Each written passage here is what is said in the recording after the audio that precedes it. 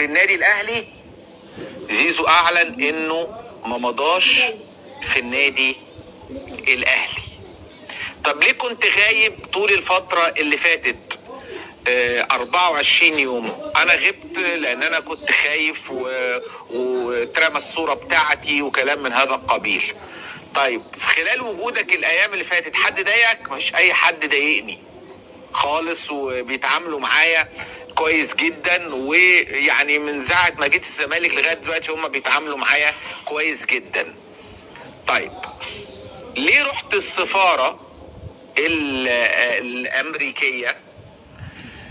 نص التحقيقات قال ان هو راح للسياحة، واللي ما اتكتبش حاجة تانية، يعني مش عايز اتكلم فيها، بس هي ظروف يعني حاجة اسرية خاصة بيه، رايح امريكا وهو وزوجته، حاجة خاصة بيهم، مش هقدر اتكلم في الموضوع، بس ما كتب في نص التحقيقات انه رايح سياحة.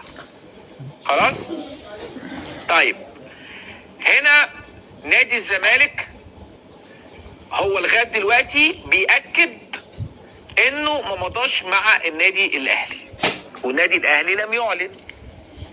نادي الزمالك بيخاطب السفاره الامريكيه وعايز يعرف التأشيرة اللي طالعه له، هل طالعه له سياحه ولا طالعه له ضمن وفد رسمي هيمثل النادي الاهلي في كأس العالم للأندية، واللي بيبلغ اكتر من 55 واحد. يعني الوفد اللي مسافر بالنسبة للنادي الاهلي قد يتخطى 60.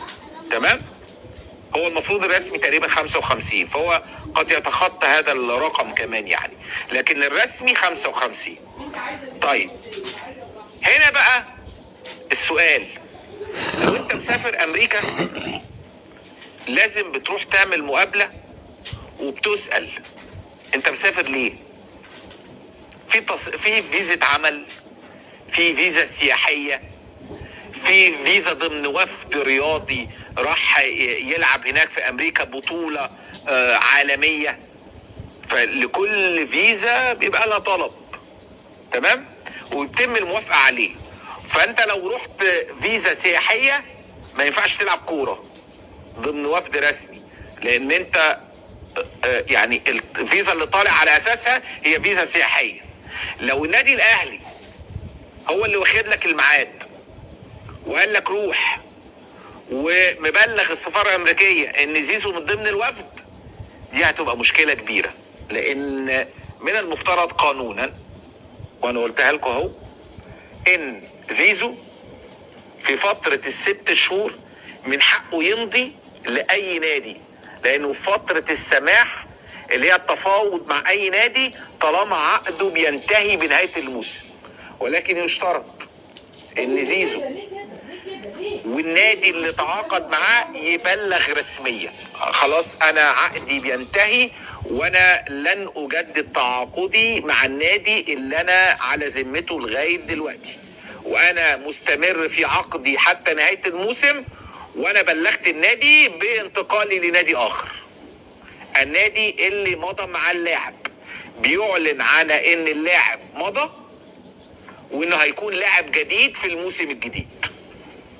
كل ده لم يحدث، النادي الاهلي لم يعلن، زيزو حتى الان بيؤكد ان الكلام ده ما حصلش وان هو ما مضاش. نمرة 3، انا رحت السفارة الامريكية عشان اخد سياحة. لو اثبت ان زيزو راح السفارة الامريكية وان هو من ضمن الوفد اللي مسافر مع النادي الاهلي، فالوضع هيكون خطير بالنسبة لزيزو. نادي الزمالك مستمر في شكواه وهيستمر في شكوى زيزو والتأكد من التفاصيل دي عشان يوصل لليقين ايه اللي حصل وايه اللي جرى. زيزو كمان بيأكد ان نادي الزمالك وفقا للعقد المبرم ما بينه وبين الزمالك، لو طلع مع اسعاد يونس الزمالك ليه نسبة، لو طلع مع رامز جلال الزمالك ليه نسبة، لو طلع مع عمرو اديب الزمالك ليه نسبة، لو طلع مع سيف زاهر الزمالك ليه نسبة، لو طلع مع اي حد وتقاضى اجر مقابل ظهوره الإعلامي فيعتبر إعلاني ويعتبر مكتوب في العقد عدم ظهور اللاعب إلا بموافقات رسمية من النادي. في حالة ظهور اللاعب بيتم مثلا الزمالك بياخد مثلا نسبة ما يوازي مثلا 20 30 40% واتيفر النسبة المتفق عليها. فزيزو كمان كان بيعمل ده، والزمالك كمان ما بياخدش منه فلوس، ولكن هو اعترف ان في التعاقد المبرم ما بينهم من حق الزمالك انه ياخد مبالغ مالية على ظهوره التلفزيوني وظهوره الاعلاني كمان. لو يعمل اعلانات في التلفزيون لماركات او لبراندات او منتج معين بيتم برضو خصم مبلغ مالي من حق الاعلاني اللي عمله زيزو ده. كمان زيزو لم يتطرق تماما للحديث عن تسريب عقده، لان معلوم ان مش هو اللي هيسرب عقده، وان زيزو ممكن لا يمكن زيزو مش والد زيزو مش هيسرب عقده، لكن والد زيزو كان كثير الكلام مع صحفيين واعلاميين ولاعيبه كوره سابقين، وبيتكلموا معاهم كتير وبيدلي باقوال كتير، وطلع كتير من الصحفيين ياكدوا رسميا ان زيزو مضى، وان زيزو تقاضى اجر، وان زيزو كان في فيلة كابتن محمود الخطيب، وان زيزو مضى في وجود ده. وطلع تامر النحاس واكد ان زيزو دي مش اول مره، ده من سنه كامله وعمل ده. وقعدنا في مكتب امير توفيق في مكتبي، وامير توفيق موجود، وطلع من امير توفيق هو ووالده على بيراميدز قبله عمرو البسيوني واتفق على عقود. الكلام ده من سنه وعقده مستمر، لدرجه ان تامر النحاس قال كان في اتفاقات انه يطلع كوبري او يتباع لنادي ويرجع. ده كلام تامر النحاس رسميا مع الزميل سيف زهر. وبالتالي كل الاحداث دي الزمالك بيجمعها، وشفنا ان غياب زيزو كان غير منطقي، لان زيزو ما حضر ولا حد ضربه ولا حد شتمه ولا حد تطاول عليه ولا حد قلل منه، بدون اي امن وبدون اي حراسه شخصيه ومفيش حاجه. الراجل بيتمرن وكله تمام ومفيش اي حاجه.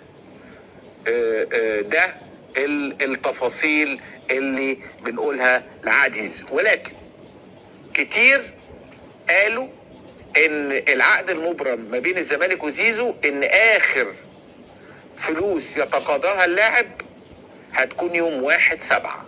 هتكون يوم ايه؟ 1/7.